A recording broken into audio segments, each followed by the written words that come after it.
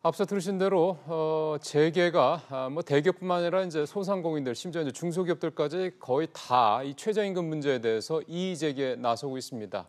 자, 정부가 이런 재계 강력한 반발에 대해서 어떻게 대응할지 지금부터 좀 살펴보겠습니다. 이한승 기자가 나와 있습니다. 이 기자. 네.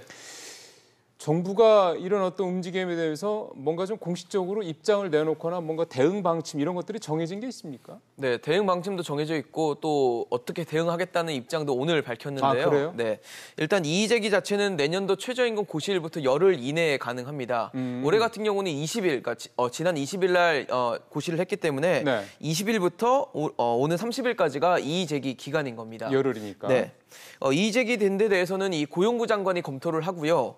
또 그 결과를 이의 제기한 측에다가 알려야 되는데요. 예. 만약 이의 제기가 합당하다고 판단이 되면 고용부 장관이 이 최저임금위원회에다가 재심의를 요청합니다. 이게 법적으로 절차가 이렇다는 거죠? 네, 맞습니다. 이 고용부는 최저임금 법정 고시일이 다음 달 5일인데 이날이 일요일이거든요. 예. 그래서 다음 달 1일 오전까지 이의를 검토하고 이 평일인 다음 달 3일까지 이 고시를 마친다는 계획입니다.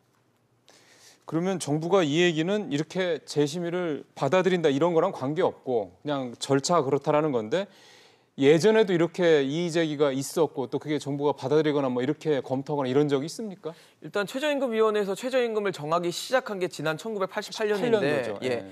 한 30년 정도 흘렀잖아요. 그렇죠. 30년 동안 이의 제기한 건수를 따져보면 한 23번 정도가 됩니다. 아, 그전에도 있었군요, 여러 번. 예. 여러 차례 있었는데 이 모두 다 이유 없음으로 회신됐습니다.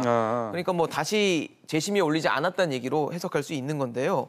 그래서 올해도 재심의로 연결되기는 좀 쉽지 않을 것이다. 이런 전망이 벌써부터 나오고 있는 이유 중에 하나입니다. 예. 아무래도 최저임금 결정 당시 정족수에도 또 내용상에도 크게 문제가 없었다는 게 어떻게 보면 올해도 좀 재심의로 연결되기는 쉽지 않을 것이다. 이런 전망의 근거가 되고 있기도 합니다. 그러니까 지난 30년 동안 이의 제기가 23번 있었으니까 사실 굉장히 이의 제기가 뭐 여러 번 있었던 건 사실이군요. 예, 그렇죠. 근데 지난번에 그 최저임금 과정에서 특별 연장근로 업종에 대해서 이제 승인을 하겠다 뭐 이런 식의 얘기들이 있어서 이 부분에 대해서 이제 김동연 부총리도 얘기를 하고 그래서요. 네네. 이게 어떻게 결정될 것이냐 관심이 많았는데 오늘 고용부가 이에 대해서 입장을 내놨다는데 뭐라고 그랬습니까?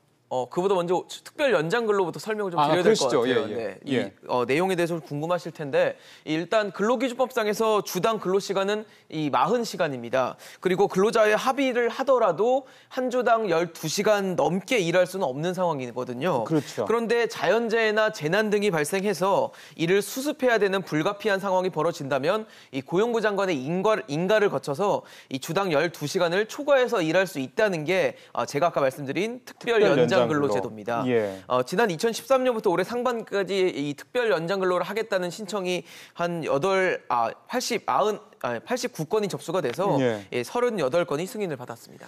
대략 반 조금 안 되게 승인을 받았으니까 그쵸. 비교적 까다롭다라는 얘기도 좀 되는 거네요. 승인 받는 게. 네. 근데 지금 앞에서 그 조건이 자연재해, 재난이라고 표현을 하셨단 말이에요. 네. 이게 실제로 그런 상황 또는 어떤 뭐 업종에 따라서 뭔가 정해져 있거나 뭐 이런 건지 어떻게 돼 있습니까? 일단 업종별로 구분되어 있는 상황은 아니고요. 네. 재해나 재난 등의 사고를 수습할 때 특별히 12시간 넘게 일할 수 있다. 이런 조건을 달긴 했지만 이 사실 명확하지가 않아서 좀 논란이 되고 있기도 했습니다. 예. 지난 2016년 같은 사례를 좀 봐도 개성공단이 폐쇄되면서 이 제품 납기를 맞추는데 어려움을 겪었던 쿠쿠전자에 대해서 연장 근로가 승인된 적이 있거든요. 이때는 재난이나 재해 상황이 아니었는데도 이 주어진 시간 내에 제품을 빼와야 된다는 이유로 이 특별 연장 근로가 승인된 적이 있습니다. 그렇게 보면 그렇게 아주 뭐라 할까요? 굉장히 이렇게 타이트하게 굉장히 이렇게 꼭 너무 경직되게 그렇게 그 정부가 승인을 하고 이러는 건 또 아닐 수 있다는 생각도 좀 드는데 그렇게 기준이 좀 그러다면 결국 모호하다는 얘기가 될 수도 있는 거고 그래서 오늘 고용부가 이 부분에 대해서 오늘 뭐 나름의 가이드라인 뭐 이런 게 나왔다는 거죠. 네, 일단 정부는 상황에 따라서 뭐 워낙 판단이 달라질 수 있는 부분이기 때문에 이 사안의 긴급성과 또 연장 근로의 불가피성에 대해서 이 개별 사안별로 종합적으로 판단하겠다는 방침을 세웠습니다. 또 몇 가지 좀 어떤 식으로 이루어질 수 있는지 좀 말씀을 드려보면요.